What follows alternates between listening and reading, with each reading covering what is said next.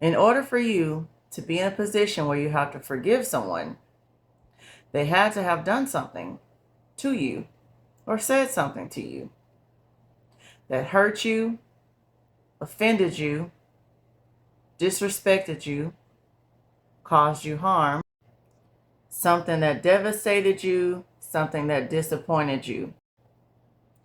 They did you wrong in some type of way. Forgiveness is not automatic. Forgiveness is a conscious, deliberate decision. You decide to let go of resentment and retaliation. You don't seek out revenge, and you decide to forgive the person so that you can have a peace of mind. Just like forgiving them is a decision, so is reopening the door. You do not have to reopen the door after you forgive someone. You do not have to let them back into your life. You don't have to rekindle any type of relationship, whether it's a friendship, a family dynamic, or a romantic relationship. Your forgiveness does not require you to reopen the door to destruction.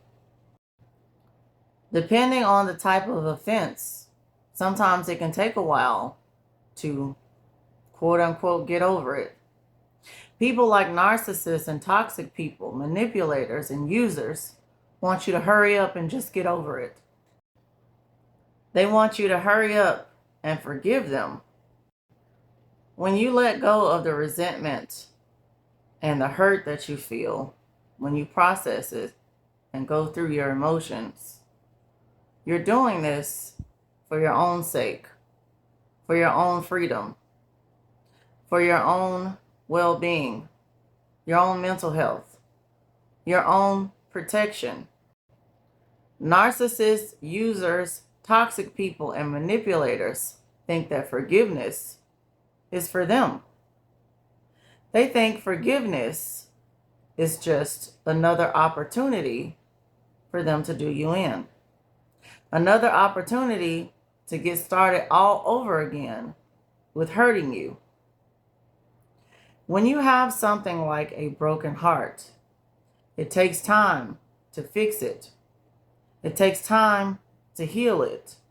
And a lot of times you will not be able to completely heal or fix things when you're still around the same person who hurt you. Being around the person that hurt you does not give you the opportunity or the space that you need to be able to settle with yourself.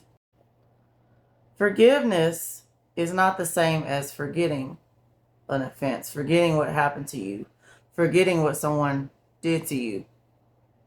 You should remember the hurt so that it can help you in your future, so that it can protect you in your future. God has the power to take our sin, forgive us, and throw them into the sea of forgetfulness. We are charged to forgive one another, to forgive each other our sins and our trespasses. Forgive our debtors. But we do not have the ability to throw those things into the sea of forgetfulness.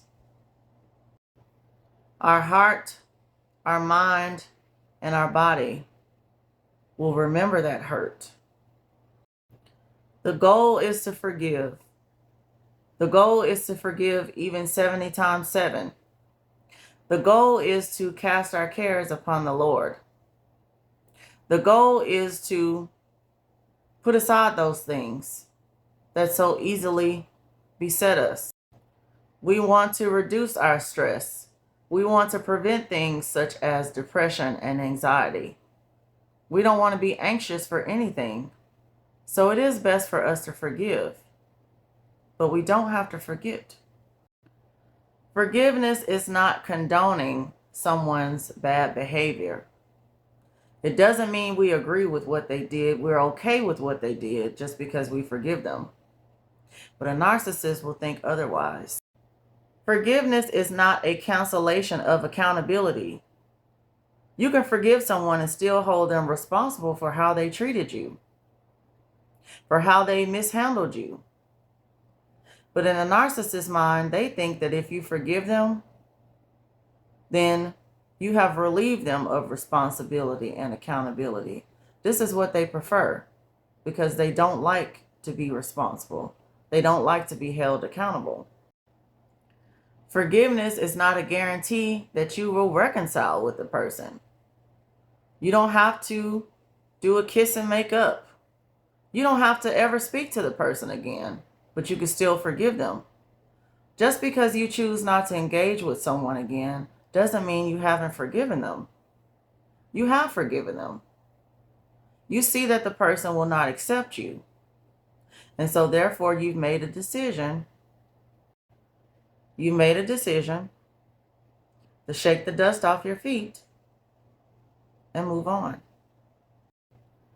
The person has decided not to respect you, to not treat you the way that you're supposed to be treated or that you deserve to be treated. You made a decision to forgive them, and you also made a decision to move on, to disengage. Some people, like narcissists, see your forgiveness as an open invitation to get back in and start all over again. They see it as another opportunity to take jabs at you, to hurt you again, to bring you down again. A lot of times you can't reopen the door to someone who has hurt you, even though you have forgiven them. You can't reopen the door because you are completely shocked. They showed you this face, and you almost can't believe that they would treat you that way, that they would do you that way. The shock of it all. How can you re-engage with someone who is not the same as they were before? Who is not the person that you thought they were? You feel like you've been deceived. You feel like you've been betrayed. And a lot of times there's no coming back from that. You cannot reopen that door once you've been betrayed. You can no longer trust this person. So it's going to be hard to carry on a relationship with someone that you no longer trust, with someone who took advantage of your trust, with someone who did not know how to hold your trust, with someone who did not see your trust as a gift or something valuable. You can't reopen the door because you are disappointed in this person. You had such high hopes. You had such good thoughts concerning them. And it all came crashing down. It all came shattering down when they did something to you that you had to forgive, but you could not forget.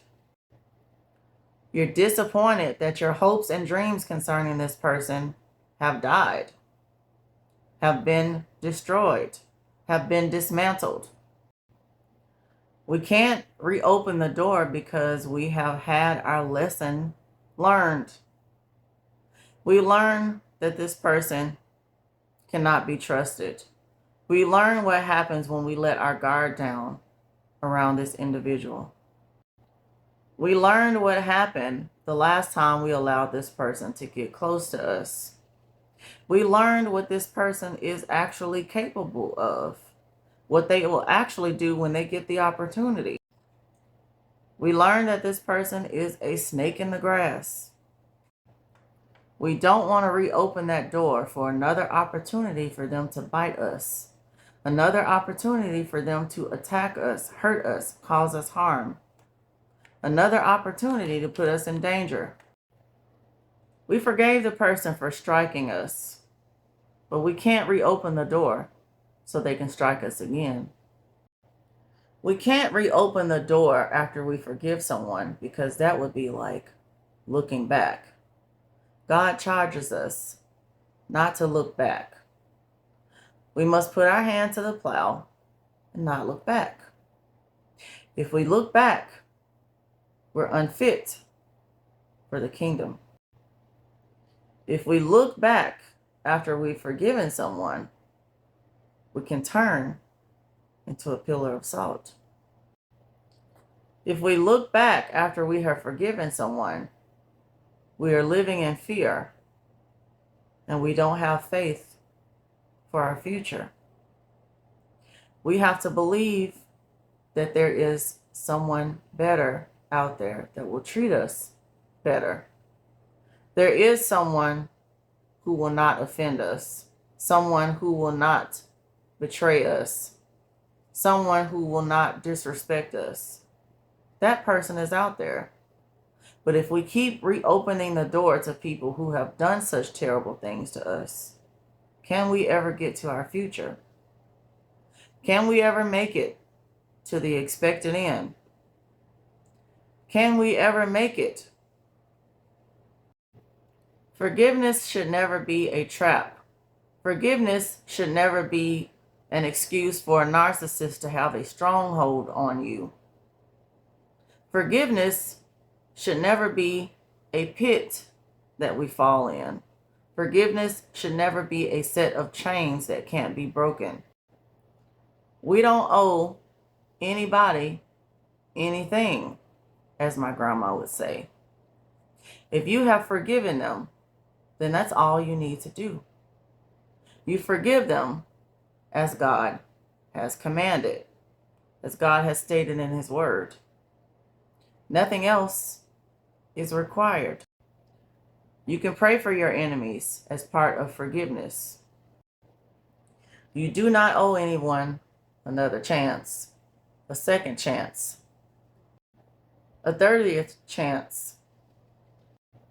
You do not owe someone your life over and over again. You don't owe anyone access to you. You don't owe anyone another sit-down chat, another phone call, another text message. You don't owe them a meet and greet. You don't owe them a lunch date or a dinner date. You can forgive them without saying a word to them anymore. You can forgive them whether they know that you have or not. You can't afford to reopen the door to someone who has hurt you, that has caused you destruction already. You need to be focusing on reopening your heart to the Lord Jesus Christ. You need to focus on renewing your mind, having that right spirit within you after someone has done you wrong. Take the time to forgive them. Take the time to forgive yourself. Take the time to heal. You are too busy in preparation and repair. You don't have time to reopen any doors. Reopening those doors are going to reopen wounds, reopen hurts, and reopen pain. And we simply just don't have time for that. Our time should be dedicated to our future. They hurt you. They did that. They done that. It's now done. You cannot reopen the door to people who are full of darkness. You are trying to walk in the light. You're trying to get to the light. You are trying to let your light shine. You won't be able to do all of these things if you keep reopening the door to your past. Once you have forgiven them, walk towards your vision. They have already shown you what they will do, given the opportunity. They've already shown you what they're capable of. If they wanted to stay with you, they would have. If they wanted to be with you, they would have. They showed you who they are. Forgive them so that you can continue to be who you are. Do not reopen the door to destruction. You do not want a root of bitterness growing in your heart. Once you have forgiven them, you want to hold on to that forgiveness and not let it turn into anything other than that. Keep it a positive seed of forgiveness. Don't turn it into a seed of torment, misery, because you have gone back and reopened that door. Every time I went back to a narcissist, it was only an opportunity for him to do it again. No matter how much he apologized, no matter how much he said he was sorry, no matter how much he promised not to do it again, it was always a do-over, and it was always worse and worse with each time. As time went on, he got worse and worse with his offenses and his hurt. By the time I got a divorce, I had forgiven him as many times as I could. And I have forgiven myself also. This is why I was able to let the situation go, let the whole thing go, wash my hands of it. I had exhausted all measures. I had forgiven. And now it was time to move on and not reopen that door. You deserve so much better than to keep reopening a door and inviting pain back in. Give yourself the future that you deserve. God says He has plans to prosper you and not harm you. Don't reopen that door to people who keep harming you, those who don't want to see you prosper, and those who don't add to your prosperity. Let them go. Let them go and let what they did to you go. Do not reopen the door to darkness. Make sure you only open the door into the marvelous light.